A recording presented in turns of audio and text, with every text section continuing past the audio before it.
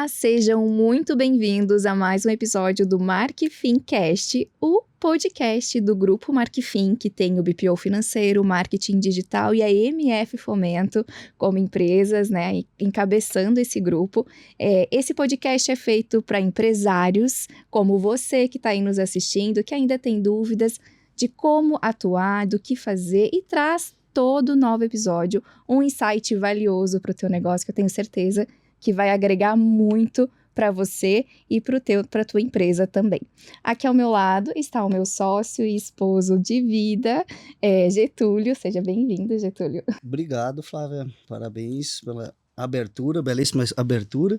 E mais uma vez estamos aqui nesse projeto, né, gente? Mais um episódio, o segundo episódio aqui do nosso podcast, conforme a Flávia falou, e a gente tem um convidado super especial, um parceiro de negócios, um parceiro de network, e que tem um conhecimento vasto, mas eu vou deixar aqui para a Flávia anunciá-lo. Então, inicialmente, sejam bem-vindos a mais esse episódio, e Flávia, fique à vontade. Tem os nossos apoiadores também, né, Flávia? Tem, bom lembrar, né, dos nossos apoiadores também aqui do podcast, a Bloombem, né, com seu RH mais completo, sua empresa também mais completa, que é a empresa de benefícios, que também, para quem não conhece, fica aqui na nossa descrição desse vídeo, o @ deles, para que vocês conheçam os benefícios dessa empresa, vale a pena, são benefícios hiperpersonalizados, que têm o objetivo aí de fomentar os negócios e engajar mais os seus colaboradores também.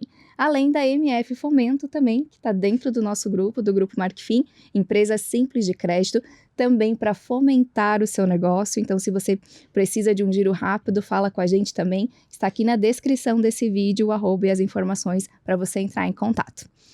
Bom, sem mais delongas, vamos aqui à apresentação desse nosso super convidado muito especial. A gente estava muito ansioso, né, para trazer ele para cá, porque esse tema é um tema que está muito em alta, mas poucas empresas e poucos empresários estão dando a importância devida.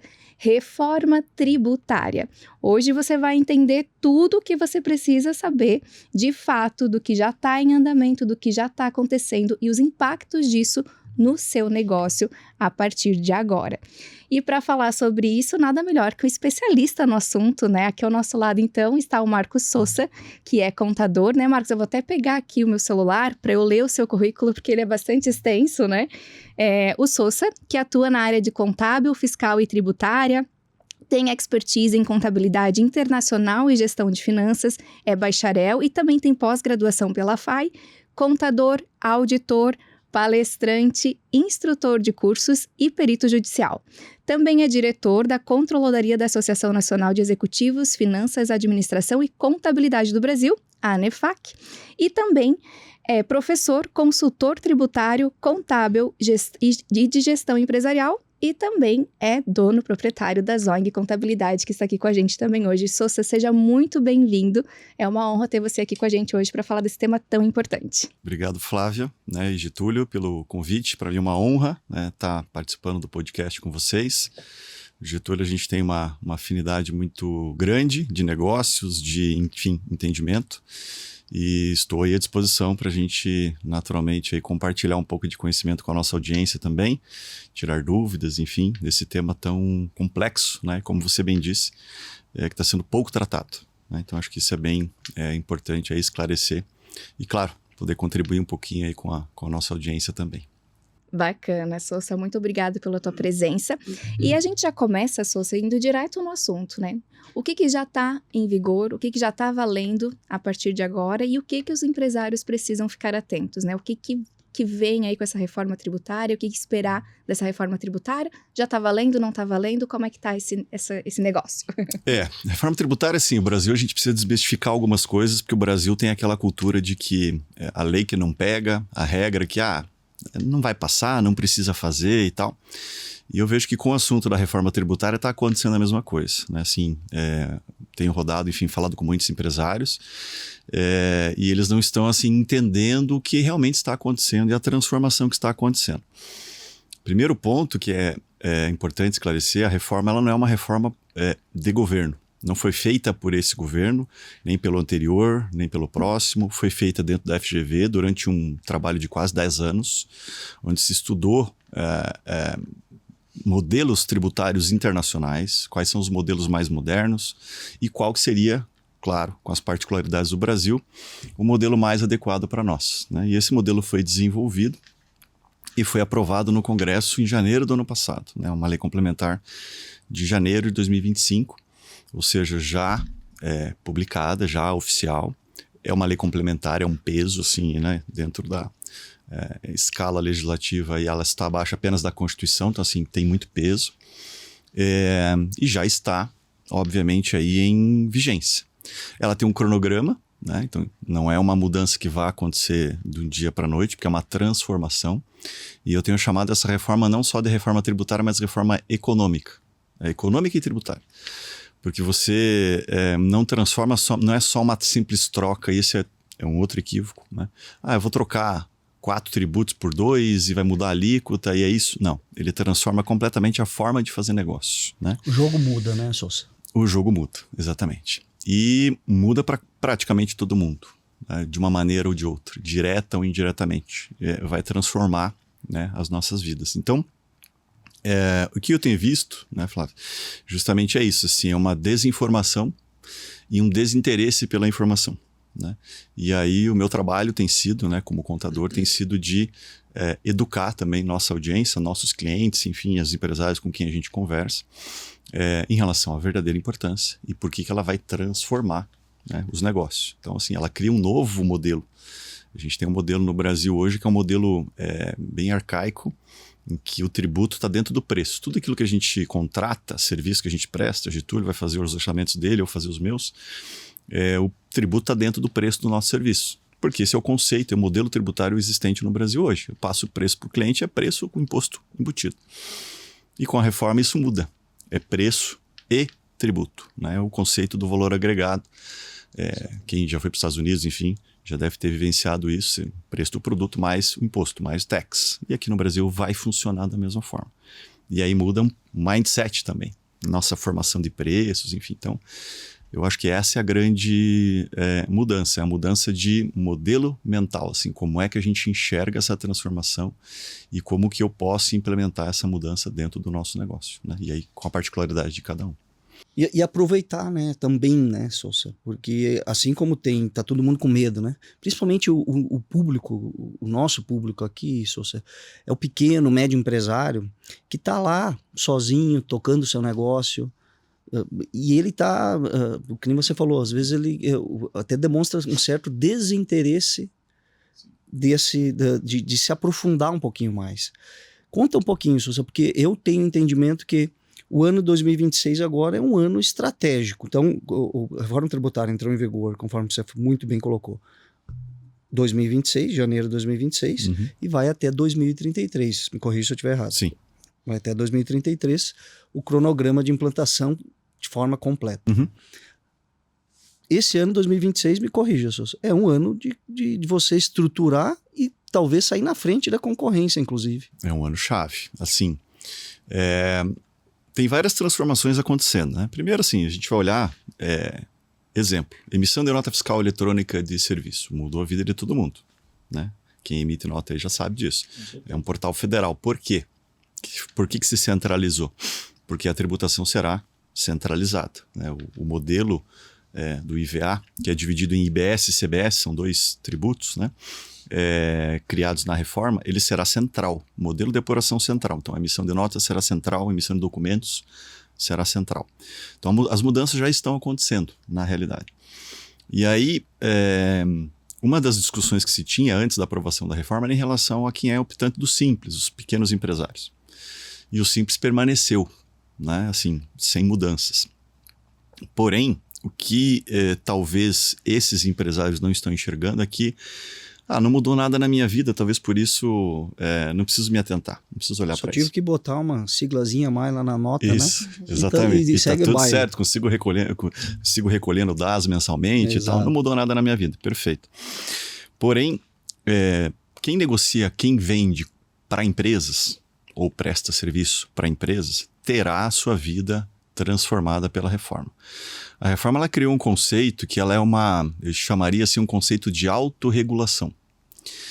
Quando você tem um imposto sobre valor agregado, e só para não vou ser técnico, né, na nossa conversa, né, para não ser chato, mas basicamente é um modelo de valor agregado, ou seja, eu pago tributo sobre aquilo que eu gero de receita, me credito sobre aquilo que outros na minha cadeia de produção geraram de tributo, ou seja, um débito e crédito. Me credito daquilo que eu gasto, debito aquilo que eu tenho de receita e o net, a diferença dos dois, é o recolhimento. É o imposto sobre valor agregado. Basicamente esse é o conceito. E onde está a chave do negócio? Eu tenho uma empresa maior. Então eu sou afetado diretamente pela reforma porque eu não sou do Simples. Um exemplo. Tenho prestadores de serviço que são pequenos empresários, que prestam serviço para mim e estão no Simples. Se eles continuarem nesse formato, eles não geram crédito para mim. Então, o que é mais interessante para eu, empresário, com a minha empresa? É validar os meus fornecedores. Então, assim... Vai ter que revisar todo o portfólio de fornecedores. Getúlio, você vai continuar no Simples? Vou. Pois é. Então, talvez eu tenha que avaliar um outro fornecedor que não vai estar no mesmo regime que você, que talvez até o meu desembolso seja um pouquinho maior para ele, mas o benefício do crédito tributário sobre o que eu vou gastar com ele, em detrimento ao que eu não terei gastando contigo, vai fazer diferença para o meu negócio. Então, a autorregulação, né, que a gente identifica é justamente essa.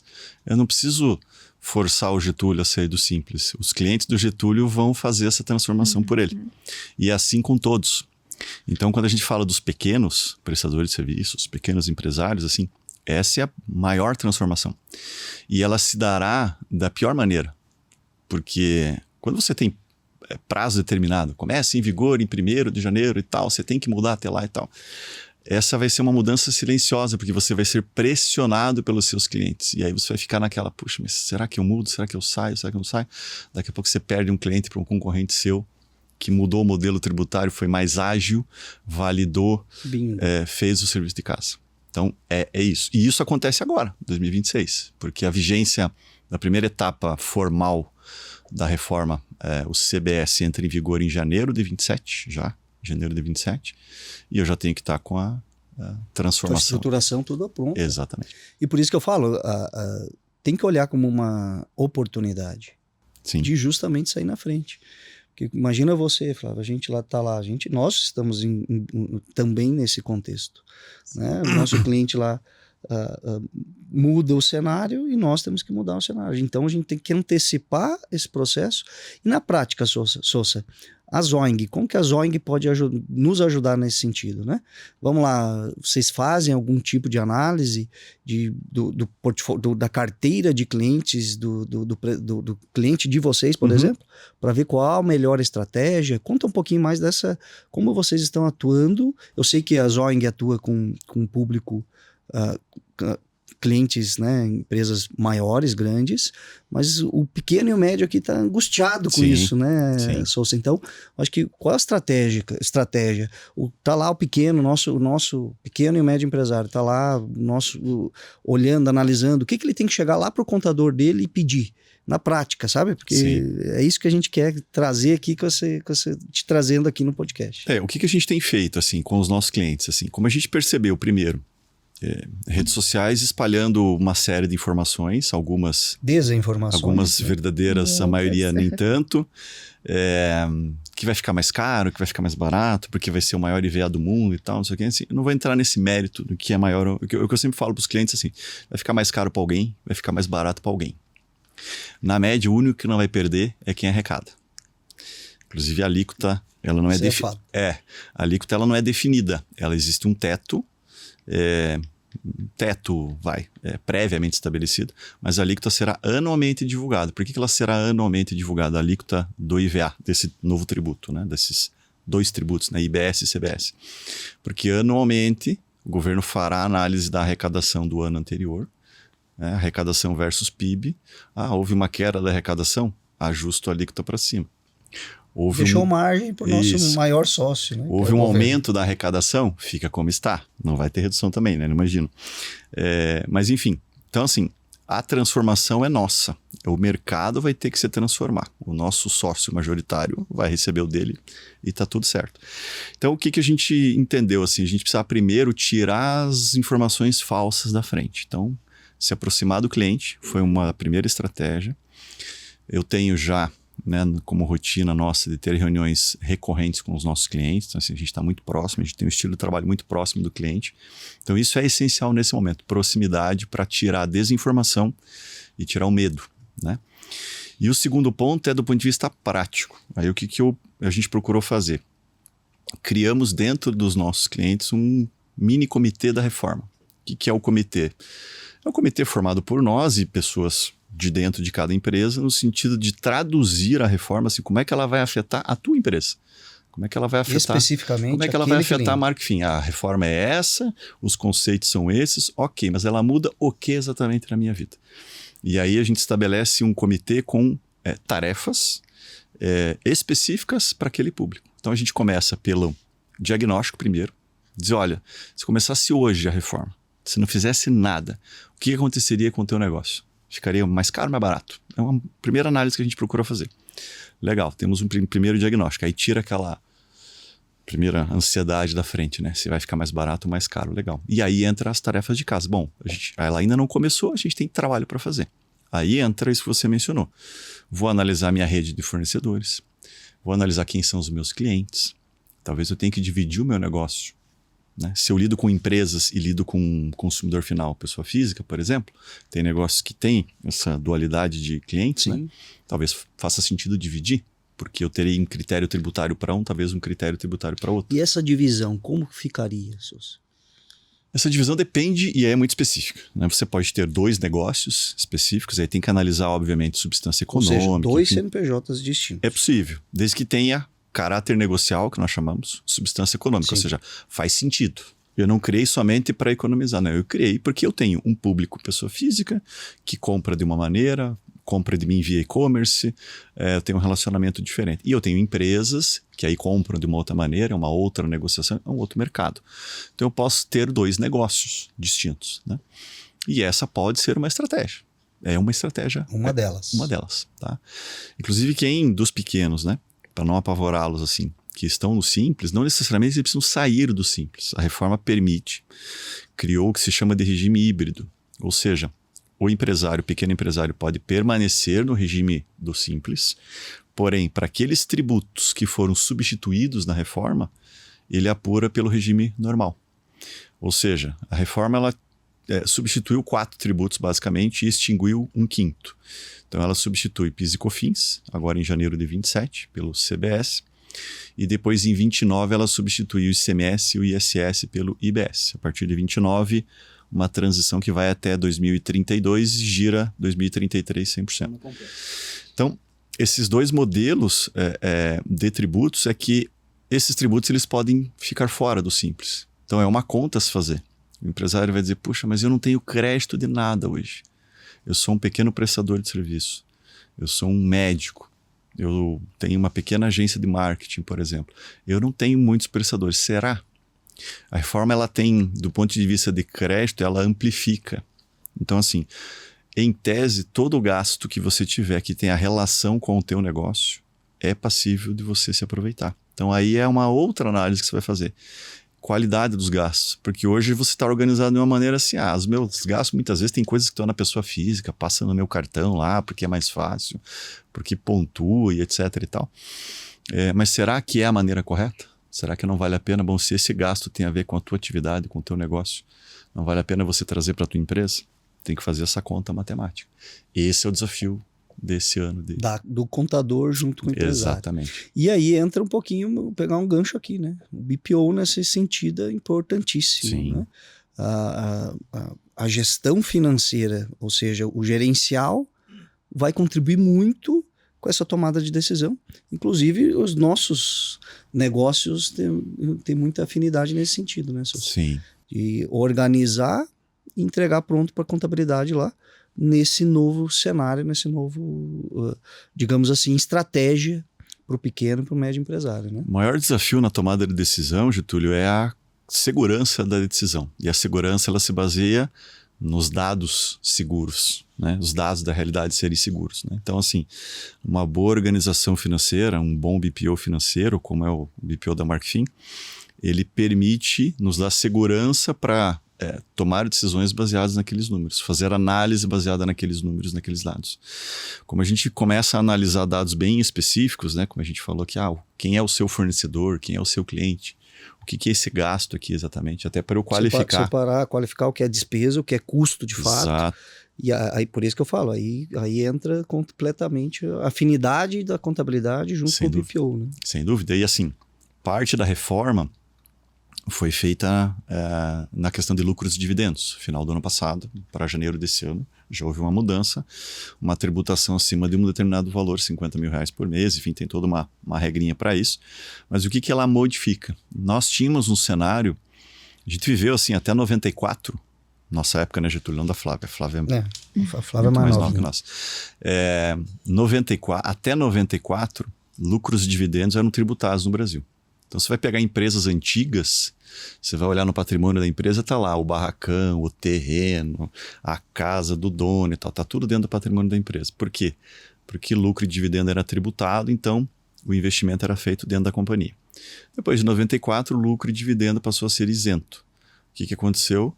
Começou-se a fazer na pessoa física. Então, a distribuição de lucro é isenta, eu recebo dinheiro, invisto e acabou.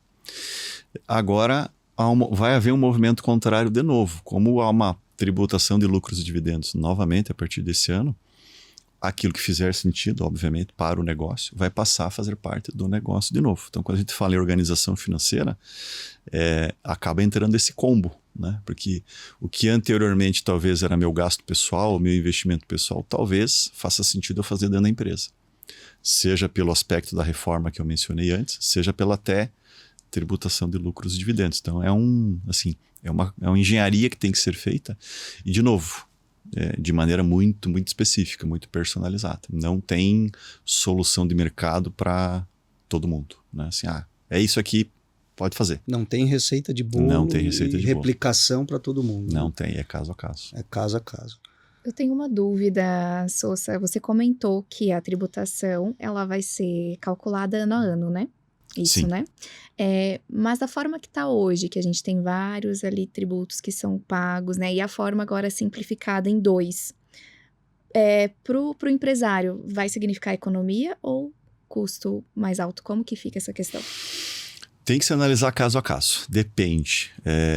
Parece uma boa desculpa para não responder a pergunta, mas é porque realmente depende. A gente fez uma série de simulações com vários clientes de vários perfis. Tá? Então, vou te dar um exemplo. Fizemos uma simulação para um cliente específico que tem lojas de shopping, uma rede de lojas de shopping. Para ele, a reforma ficou bem mais barato.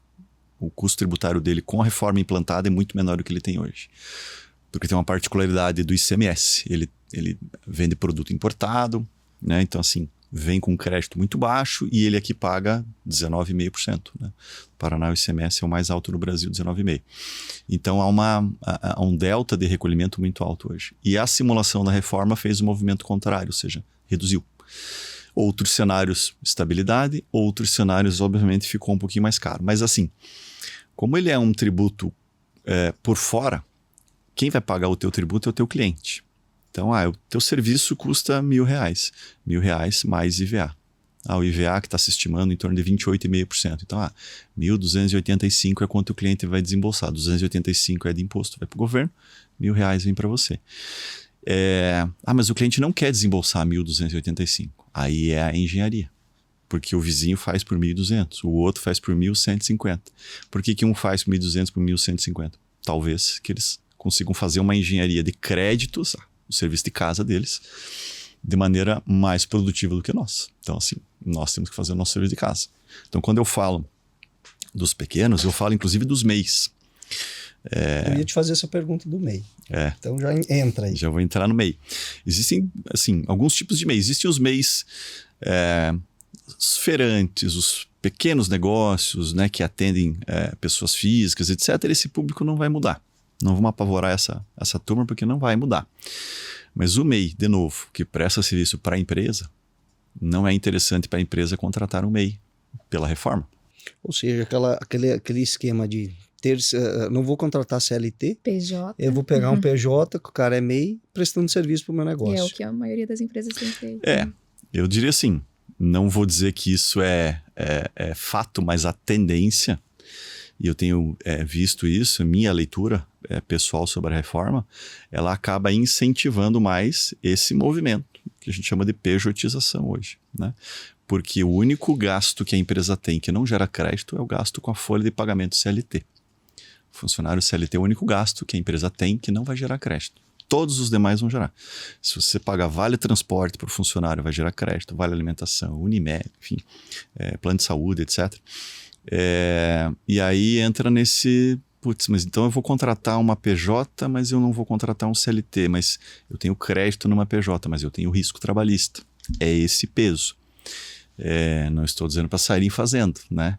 Mas fazer essa avaliação. Então eu vejo como natural. Estrategicamente, talvez alguns CLT e outros você vai analisar o que faz sentido, o que não faz sentido. Né? Existe uma incerteza trabalhista muito grande hoje no Brasil. Né? Teve a reforma tributária em 2017 que flexibilizou um pouco as relações de trabalho, mas o problema da flexibilização legislativa é o judiciário. Né? Uma coisa é o que diz a lei, outra coisa é o que o judiciário interpreta. Né? Não vou nem entrar no mérito porque é polêmico, mas do ponto de vista trabalhista não muda, é assim também. Qual é a interpretação, a leitura do juiz em relação àquela determinada norma? Isso muda de região para região, de instância em instância. Então, essa análise dessa segurança jurídica precisa ser feita. Hoje, há uma flexibilidade maior no judiciário?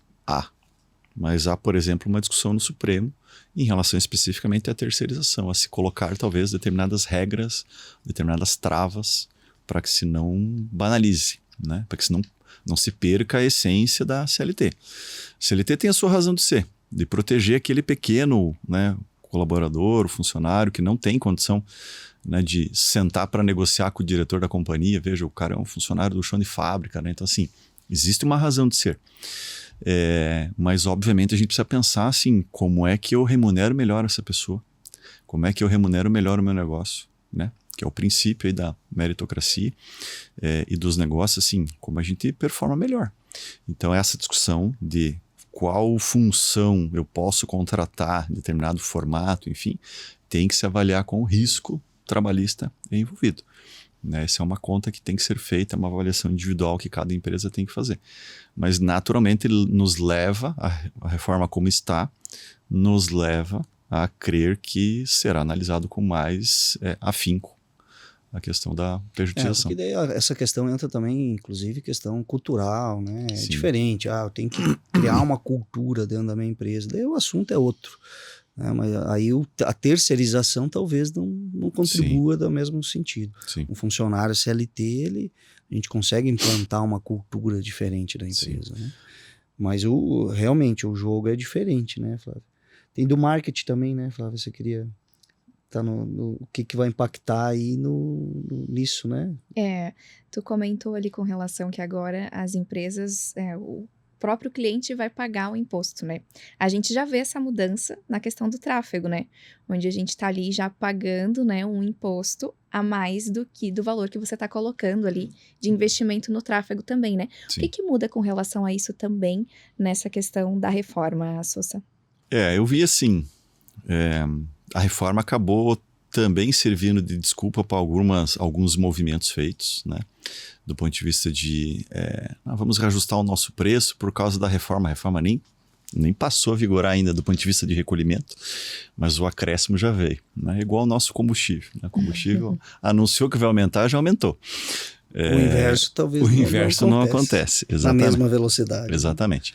Mas o movimento vai ser o mesmo. A reforma ela vai tributar toda e qualquer transação onerosa.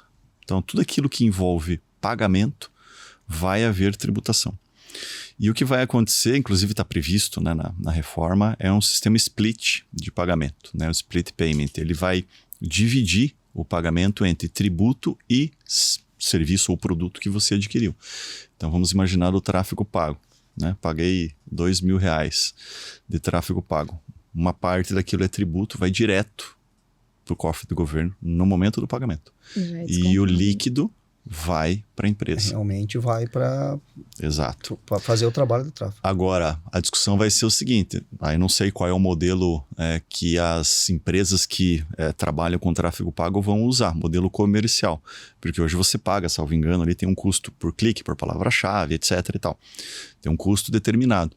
Eu não sei se esse custo agora será sem tributo ou com tributo. Essa é a conta que, sinceramente, não sei como será feito do ponto de vista comercial. Né? Porque antes o clique custava 10. Não, agora vai custar 8, mas você vai ter que pagar 11. Nem dei ideia. Então, mas, via de regra, não vai mudar muito para o investidor, assim, quem usufrui desse tipo de serviço. Mas, naturalmente, a cadeia produtiva do marketing, e aí a gente visualiza vários profissionais de marketing que trabalham de maneira individual, né, que são microempreendedores individuais ou são microempresários, esses serão afetados, porque o marketing está diretamente ligado com empresas. Né? Então, eu contratar uma agência de marketing hoje, também eu vou fazer essa conta. Pois é, se é que a agência da Flávia me passa crédito ou não me passa? Flávia, o Getúlio é um concorrente teu e está com preço um pouquinho diferente, mas o benefício com ele é maior. Então, esse é o exercício que cada um vai ter que fazer a partir de agora. E eu vejo que é um exercício que ele não para. Não vai ser feito esse ano e está resolvida a nossa vida. Né? Ele é transformador. Então ele vai, assim, eu acredito que por uns 10 anos, pelo menos, nós estaremos trabalhando em análise, simulações, vamos testar o modelo, qual é o impacto, porque uma coisa é você fazer o exercício interno, outra coisa é como o mercado enxerga o movimento que você fez, né? Se perdeu clientes, você ganhou mais clientes, você se tornou mais competitivo, menos competitivo, tem que ajustar, tem que trocar o fornecedor, tem que mudar de estratégia, então vai ser de muita tentativa e erro também, né? Então quando eu falo de transformação econômica, né, reforma econômica, é justamente por isso, porque ela muda a forma como a gente vai negociar e como a gente vai tratar com o cliente, como que eu vou cobrar, enfim, é desafiador. E a precificação vai entrar diretamente nisso, né? Vai mudar esquema de precificação, vai ter que se reavaliar isso para você justamente se tornar competitivo. E aí, Sousa, me diz uma coisa, vamos lá, o meu concorrente, né? Vamos falar de concorrência leal ou desleal, o que vai contribuir isso? Porque o cara que não está recolhendo imposto, o Getúlio, o Grupo Marfim, recolhe 100% dos impostos, tudo bonitinho. Grau de concorrência para esse cara que hoje não está recolhendo imposto, o que a reforma tributária vai contribuir com quem está certinho, recolhendo os impostos bonitinho, perante ao meu concorrente que está lá, não recolhe imposto, joga o preço lá embaixo, e aí? Como que fica isso? Excelente pergunta, Getúlio. Assim, um dos pontos importantes da reforma com o sistema split, eu tenho dúvidas ainda de quando ele efetivamente vai funcionar por completo, né? Porque o Brasil lança-se as ideias, mas para ela funcionar na prática demora um pouquinho, né? Você tem sistemas de tecnologia que precisam ser adaptados, etc. Mas ele funcionaria como se fosse um Pix. O que vai acontecer? Quem recolhe o tributo é o cliente. Então, se eu vou contratar o teu serviço, a lógica é que você vai emitir uma fatura para mim, e ele vai ter um QR Code, como é o QR Code do Pix hoje, né? Você vai lá e paga, faz a leitura e paga. Ele tem ali então um identificador de pagamento. Então eu sei que eu estou pagando lá R$ 1.300 para o Getúlio, 300 é tributo, R$ 1.000 é o serviço do Getúlio. O que o Split vai fazer? R$300 já vai para o governo, R$ 1.000 já vai para o Getúlio. O que vai acontecer? Naturalmente não vai haver sonegação. Ou a tendência é que não tenha sonegação. Porque quem recolhe o tributo não é mais o empresário, é o cliente dele. Assim como você vai recolher os tributos dos seus fornecedores. Mas e se eu não pagar? Tudo bem, não tem recolhimento do tributo, mas você também não recebeu, né? Se você não pagar o seu fornecedor, você não vai se creditar do tributo envolvido na nota fiscal daquele fornecedor. Então você vai... Percebe a autorregulação que eu mencionei no início? Sim. É muito inteligente o modelo. Não estou dizendo que ela vai ficar mais barata ou mais cara. Tem que analisar caso a caso. Mas o modelo é muito inteligente, porque é um modelo de autorregulação. Assim, não precisa fiscalizar se você vai recolher ou não. E essa é uma dor muito dos pequenos empresários, As empresas maiores têm menos dores nesse sentido, porque são maiores, são mais visadas, e os seus concorrentes são mais visados também. Então, e há um compliance maior entre os clientes que consomem dessas empresas maiores, analisar certidões, etc. e tal. Mas os pequenos sofrem muito com isso, né? O cara abre um CNPJ, fatura, não recolhe nada. Eu tô pequeno aqui, eu tô invisível aqui pro governo. Deixa quebrar, deixa a dívida ficar lá, enfim, fica na empresa e vai embora. Isso é uma dor que a reforma tende a ajudar muito a resolver. Porque tira da mão do empresário o poder da arrecadação, do recolhimento. Ou seja, trocando em miúdos aqui, aquele cara que hoje está puxando o preço para baixo do segmento, que não está trabalhando direitinho, que não está recolhendo os impostos, ele vai sofrer mais. Porque ele vai ter que fazer um movimento de precificação muito mais alongado para cima, obviamente, do que quem está trabalhando certinho. O informal, Getúlio, ou ele vai atuar no mercado que é totalmente informal, e aí o cliente dele é informal, o fornecedor dele, assim, você tem que pegar uma cadeia produtiva 100% informal para isso funcionar. Porque em algum momento isso vai parar. Assim, você vai chegar numa empresa formal que vai dizer assim, não, eu quero nota fiscal. Não, mas eu não emito, meu é sem nota, então desculpa, eu não quero. Eu vou contratar de outro. Isso vai acontecer, essa autorregulação também com os pequenos. Assim, quem é muito pequeno às vezes não é um empresário, não tem uma empresa, a tendência é que ele também se formalize. Né? Um pintor, um jardineiro, aquele cara que vem fazer um pequeno serviço na tua empresa, veja, pagar aquele valor para ele, uma parte daquele valor pode retornar para você como crédito. Então, qual vai ser o teu trabalho, Getúlio? Dizer, pô, seu João, jardineiro, preciso abrir o seu CNPJ lá, precisa continuar prestando serviço para nós aqui. Esse é o movimento que vai acontecer com os pequenos. Então, essa transformação, essa autorregulação, eu vejo que ela é super benéfica. E um outro ponto que eu acabei não mencionando é que a regra é igual para todos. Então, isso é extremamente importante com a reforma. Hoje você tem, dependendo do estado, você tem um tributo diferente, dependendo do município, você tem um tributo diferente. E aí você se incentiva vou abrir uma importadora em tal lugar, porque lá tem um benefício, mas logisticamente nem faz sentido você estar lá. Tem vários negócios hoje que estão em locais que só estão lá por conta de tributo, que não faz sentido. Mas o empresário ele é pressionado a fazer isso, porque os concorrentes fazem e ele fica menos competitivo. Então, a reforma, quando eu falo econômica, ela também vai mudar isso. Você vai passar a ter tua estrutura, teu negócio, aonde você tem que estar. Próximo do teu cliente, para que a logística funcione, para que as coisas, né, funcionem normalmente, e não porque ali é mais barato, tributariamente falando. Isso daí estava também numa pergunta que eu ia te fazer, e aí entra a questão... a concorrência vai virar logística, principalmente para o grande, né, Sousa? Então o cara lá, pensa você, eu tenho uma distribuidora a minha competição é com a CIMED da vida. A CIMED é uma gigante do mercado. Eu não consigo entrar, eu como médio aí, eu não consigo entrar em determinados estados, não faz sentido eu entrar, inclusive tributariamente. Sim. Agora vai equiparar. Sim. Quem vai sair na frente? A CIMED tem uma logística enorme. Eu quero entrar lá no Piauí. Sou do Rio Grande do Sul, hoje não faz sentido. Eu quero entrar lá. Só que eu vou ter que ter uma reestruturação muito grande. E a logística vai sair. Quem tem logística vai ganhar o Brasil. O Brasil é um país continental, né? Quem talvez esteja na frente, né? São aqueles que já estão já tem o serviço de casa feito, independente do modelo tributário que hoje existe, já tem o seu modelo feito. E que vai precisar fazer pequenas adaptações. Quem vai precisar fazer grandes adaptações é quem montou lá um Frankenstein para poder parar de pé a conta tributária. Né? Vou te dar um exemplo. Se você vende um produto importado aqui para São Paulo, o ICMS é um. Se você tiver uma filial em São Paulo, o ICMS é outro, se você vender por lá. Né? Poxa, do ponto de vista logístico, eu precisaria ter uma filial em São Paulo. Do ponto de vista tributário, não vale a pena. Então, isso vai mudar. Não faz mais diferença ter em São Paulo, ter no Paraná, ter no Piauí, ter no Ceará. Não faz diferença.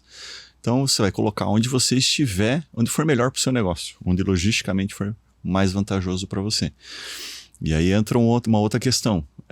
A tributação hoje ela é recolhida na origem. Então o ICMS hoje, por exemplo, recolhemos aqui, as empresas paranaenses recolhem para o estado do Paraná, cada empresa recolhe para o seu estado. A reforma vai transferir a arrecadação para o consumo. Então não é mais o tributo sendo recolhido aonde se produz, mas aonde se consome. Então se o teu cliente é de São Paulo, o tributo, a parcela do tributo correspondente vai para o estado de consumo. Então essa mudança vai ocorrer, né? Por isso que há um comitê que foi criado agora, porque você vai ter estados aí que serão talvez mais afetados, os estados mais pobres hoje, que muitas vezes têm grandes indústrias, né? Porque geraram benefícios fiscais para atrair, enfim, para atrair o desenvolvimento na sua região. E aí vai haver então, existe um comitê criado para distribuir melhor esse bolo da arrecadação que vai ser central. Antes era uma arrecadação descentralizada, agora vai ser uma arrecadação central. A parte governamental vai ter que se reinventar também, né? Vai. Muda o jogo para eles também. Vai. Apesar de ser o nosso principal sócio, mas eles vão ter que se reinventar também. Vai. Mas eles se reinventam de maneira muito rápida, né? Eles são bem ágeis para arrecadar, eles são super rápidos. A área da saúde, né, Flávio? Principalmente na tua carteira ali, né? O pessoal de estética, médica. Também vai mudar a precificação, recolhimento, como que vai funcionar? Parte já mais para essas prestações de serviço, né, Sousa? Mas também o que impacta para essa área específica, né?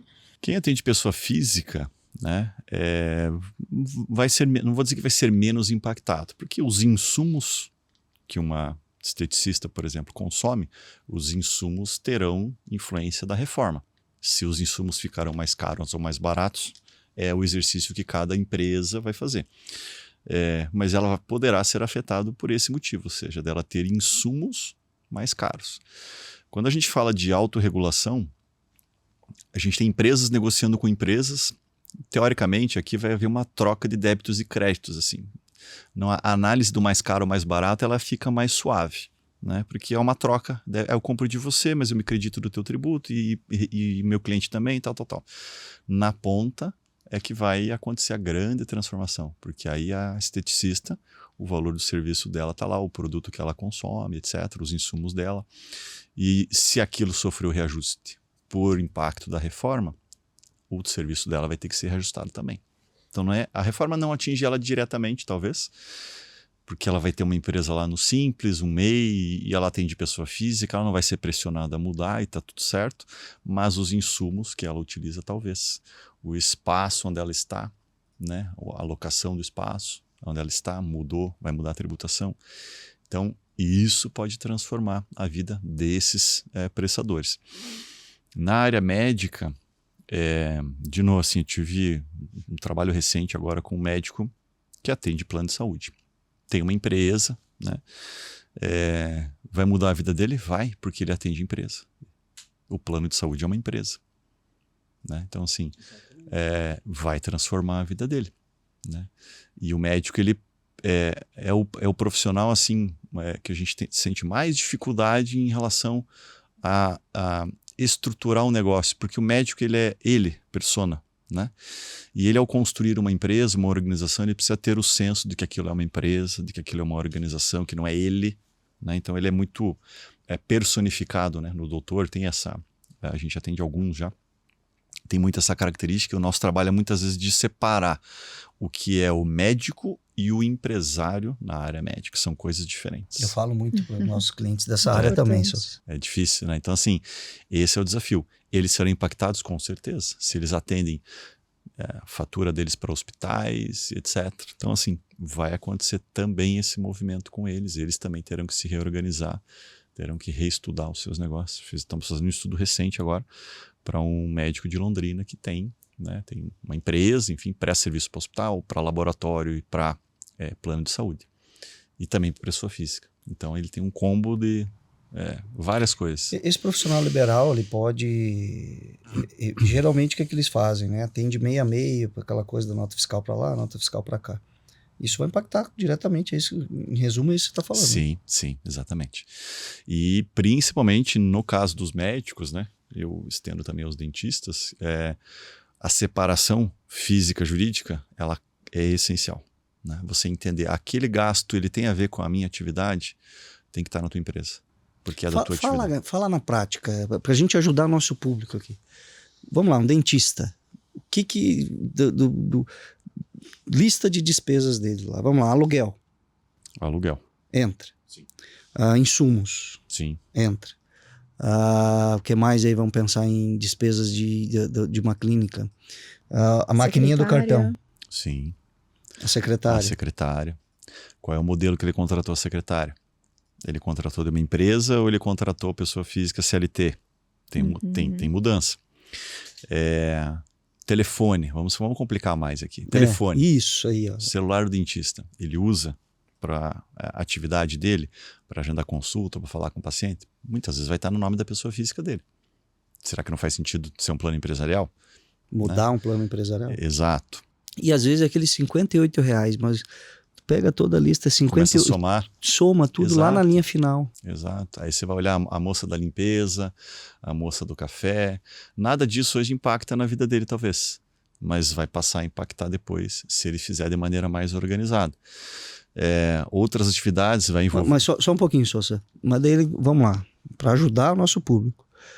Aí o médico contrata profissional da limpeza. Ele vai poder utilizar isso como crédito. A profissional da limpeza vai ter que emitir nota. Uhum. E aí? Tem que você tem que contratar uma empresa. Olha a cadeia. Ela tem que fazer o exercício dela de casa. Quais são os insumos dela? Os uniformes. A autorregulamentação. Exatamente isso. Que você trouxe. Então. Isso vai acabar naturalmente acontecendo. Vai levar tempo, assim. Não é uma transformação que vai acontecer em janeiro de 27, está todo mundo fazendo. Não, com certeza. Vai todo mundo testar muita coisa, né? Temos uma eleição no meio do caminho.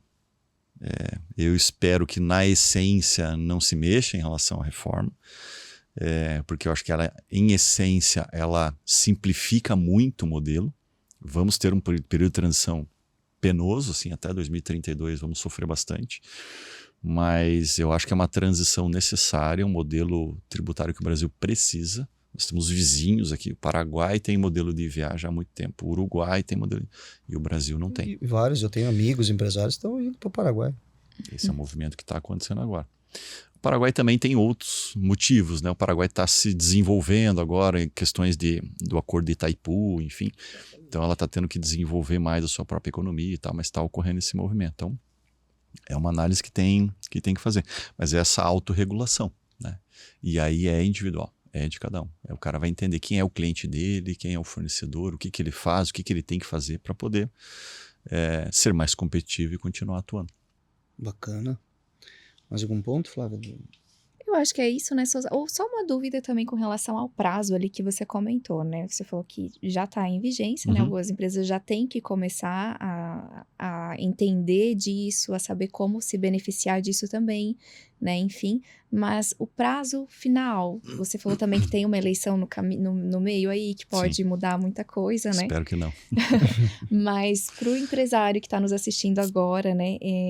Tem algum ponto que diz, não, até 2032 você precisa estar dentro, né? Caso não mude nada, né? Nesse meio caminho aí, você precisa estar dentro disso, você precisa estar corretamente ali com tudo certinho, né? Tem um prazo para isso, final? Como é que tá essa questão também? Eu diria que já começou. Não que a mudança esteja acontecendo. A mudança ela começa em janeiro de 27, depois em janeiro de 29 é a outra etapa da mudança, que aí é uma etapa transitória, mas a de janeiro de 27 já é efetiva. Então saem 2 tributos, PIS e COFINS desaparece, o IPI também é extinto a partir de janeiro do ano que vem, e entra o CBS no lugar já nessa sistemática débito e crédito. Então já começa em janeiro de 27. Mas isso é só janeiro de 27, nós estamos em março. Eu estive num cliente semana passada, locadora de veículos.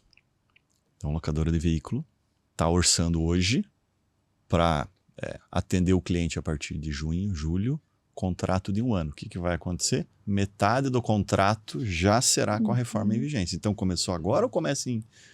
Eu tenho que precificar agora? Exatamente. Você tem que antecipar. Esse mesmo exemplo, compro o veículo hoje ou compro o veículo em janeiro do ano que vem? Tem diferença. Tá todo mundo falando sobre isso. Me fala, porque eu tô a fim de trocar. Se eu troco agora ou eu troco depois? Me fala. Qual que é a questão? Hoje... falando de uma empresa que não é do Simples, uma empresa de um regime de débito e crédito hoje, na empresa do lucro real. Tá? Ela compra o veículo para sua atividade operacional, um exemplo dessa locadora. O PIS e COFINS, especificamente, que substitui agora em janeiro de 27, ela se acredita do PIS e COFINS da aquisição em 5 anos, diluído em 5 anos, tá? Pela depreciação do veículo. Certo. O que acontece com a reforma? eu me credito no ato do pagamento do veículo, 100%. Então, o que vai haver? Um efeito caixa Sim. natural. Eu tenho um tributo que eu demoro 5 anos para me acreditar, que eu não recebo nenhuma atualização por ele. Ele é o mesmo. Então, se eu comprar um veículo em dezembro, eu me acredito em 5 anos. Se eu comprar em janeiro, eu me acredito em janeiro. Né? 100%. E aí eu tenho um efeito caixa diferente. Eu já tenho um acúmulo de crédito aqui que vai fazer sentido para o meu fluxo. Então, assim, compro o veículo agora, compro o veículo ano que vem. E aí, nesse cliente foi engraçado que tinha umas 40 pessoas lá e as pessoas estavam falando assim, é por isso que a tal montadora tá atrás de nós aqui para vender, para querer trocar a frota já. Eles estão antecipando, eles geralmente começavam essa conversa lá em outubro, em novembro e já estão... Pois é, justamente por esse motivo. Vai haver esse tipo de análise, porque a diferença, o crédito é o mesmo, mas a diferença vai ser caixa. Ou você se acredita agora, ou você se acredita em 5 anos. 5 anos. Essa é a diferença, né? Então, essa é a conta que muitos têm que fazer. Então, quando nós falamos que é só em janeiro do ano que vem, não.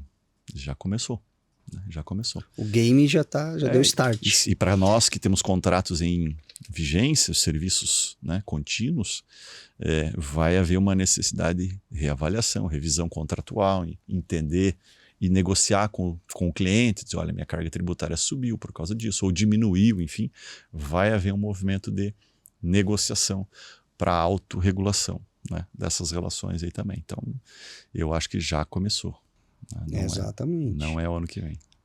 Ou seja, esperar um pouquinho, trocar de carro. Recado tá dado. Sousa, para finalizar aqui, eu acho que é uma pergunta que estava escapando, que agora eu lembrei. Vai mudar o jogo na pessoa física também, né? Vamos lá, aluguel. Uhum. Quem tem uma carteira de aluguel, fala um pouquinho dos valores, faixas e valores que ele vai ter que se reinventar também, né? Na pessoa física. Sim. Nós temos clientes que têm investimentos em vários imóveis e tem um valor substancial do rendimento passivo oriundo desse carteira de aluguéis. O que vai mudar? Hoje, eu posso escolher aonde atuar as minhas locações. Né? Posso fazer na pessoa física ou na jurídica. Posso me organizar do ponto de vista atuar de uma maneira ou de outra. Não vou entrar no mérito do que é mais barato ou mais caro, porque é da realidade de cada um. A tendência, a tributação na pessoa física será mais cara. É a tendência. Mas não é a realidade em todos os casos. Depende do valor, depende da configuração dos imóveis, etc. É valor anual, né? O que vai acontecer com a reforma? Ela equivale quem é pessoa física com pessoa jurídica. Se você tem a partir de 3 aluguéis na pessoa física, pode continuar atuando na pessoa física, mas você vai recolher tributo como se você fosse uma pessoa jurídica. Se você negocia, vende mais de 2 imóveis dentro do mesmo ano, na pessoa física, pode continuar na pessoa física, mas vai recolher tributo pela reforma. Hoje, essa é uma tributação que não pega a pessoa física. A pessoa física hoje paga imposto de renda sobre aquilo que ela tem de aluguel ou sobre o ganho de capital na venda do imóvel. Sim. Ela paga imposto de renda continua. A reforma não mexeu nisso. A reforma vai passar a tributar o aluguel. Então, quando surgiu agora, início do ano, vocês devem ter ouvido falar isso, né? Vai mudar, o aluguel vai ficar mais caro, o preço do aluguel vai ser reajustado. É esse movimento. E eu acho que o mercado já reajustou, tá? De maneira antecipada, né? Vamos pensar que não, assim, não começou ainda. Sem, como a gente falou, o efeito combustível. Sempre, exatamente. Mas, na prática, criou-se uma tributação sobre uma renda que antes não era. Então, se eu tenho 3 aluguéis, hoje eu pago só imposto de renda na pessoa física. A partir de janeiro do ano que vem, vou pagar imposto de renda na pessoa física mais CBS. Vou passar a pagar. E depois o IBS. Eu vou passar a ser tributado como se fosse uma empresa. Tem fatores de redução, não vou entrar muito no mérito do cálculo, da conta a se fazer. Tem uma conta matemática a se fazer, tem aluguel social, enfim, tem alguns mecanismos que a reforma criou para proteger os aluguéis dos imóveis menores, para não encarecer o aluguel de baixa renda. Então tem lá alguns benefícios que isenta, de certa forma, até determinado valor de aluguel, né? Para não pesar para todos. Mas, em regra, vai mudar a tributação para esse público, sim. Então, as pessoas físicas têm que fazer uma autoavaliação. O problema da exploração do imóvel na pessoa física é que, assim, se o imóvel está na pessoa física, né? Para ele ser explorado na jurídica, tem um movimento societário a ser feito, a transferência do imóvel para dentro da jurídica, tem um projeto a ser feito. Envolve custo, envolve desembolso. Envolve desembolso e tributação sobre transferência do imóvel, enfim. Então, tudo isso tem que ser avaliado. De novo, é a relação custo-benefício. Ou seja, procure o seu contador. Sem dúvida. Essa é a mensagem final. Sem dúvida. Bom, estamos chegando ao fim, né? O papo foi bom, acho que tem Foi uma bastante aula, né, informação. Muito bom. Com certeza, uma aula. Sousa, obrigada pela tua presença. Imagina, a gente que agradeço. agradece mais uma vez por você ter né, acho que esclareceu muito aí para muitos empresários que ainda estavam em dúvida. Claro que nem você falou, precisa, né, procurar o contador, enfim, para tirar as dúvidas, para fazer essa análise também e ver aonde que se enquadra, né? Sim. Queria que tu deixasse só uma mensagem final aí pra gente, então, pra gente encerrar esse episódio de hoje. Não, primeiro agradecer vocês novamente pelo convite, Flávia, Getúlio, foi um prazer estar aqui, passou uma hora aí muito rapidamente, assim, a gente nem vê o tempo passar. Exatamente. Né? Para mim é um prazer, né? O que eu falo assim, a educação do empresário é algo muito importante, é uma missão na nossa vida, né? O profissional da contabilidade tem essa missão de formar o empresário não tem formação na nossa área, então a gente precisa ajudá-lo.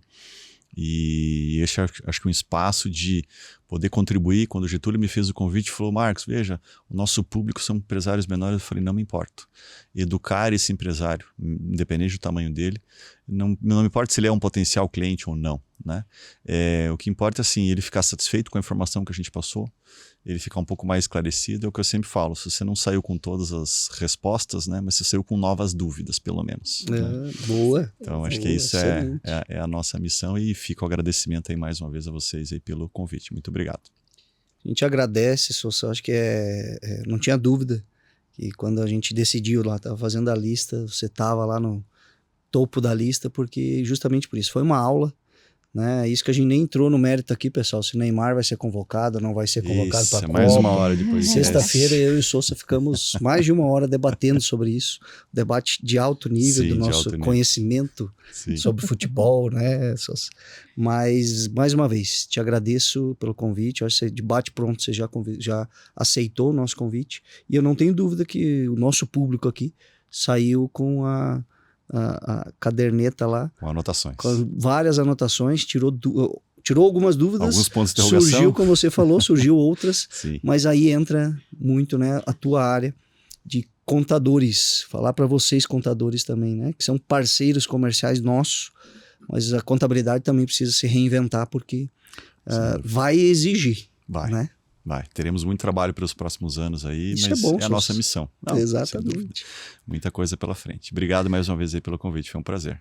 Eu que agradeço. Obrigada, Flávio. Marcos. Obrigada, Getúlio, também. Obrigada a você que ficou até agora aqui com a gente. E espero que esse episódio tenha aí sanado muitas dúvidas que surgiram. E se surgiram novas dúvidas, também, né, procure o seu contador. Enfim, procure se informar, porque já está em vigência e é preciso se informar, precisa estar atento a essas mudanças para que seja algo benéfico realmente para o teu negócio. A gente vai ficando por aqui. Se você ainda não se inscreveu no nosso canal, se inscreva clicando aqui no botãozinho, e aqui embaixo na descrição também tem todos os arrobas aqui dos nossos parceiros, também do Marcos Sousa que esteve aqui com a gente. Se você tiver mais alguma dúvida, procure também a Zoing Contabilidade, que eles também vão poder te auxiliar aí nessas dúvidas. Muito obrigada e até o próximo episódio do Mark Fincast. Valeu, gente. Obrigado. Abraço.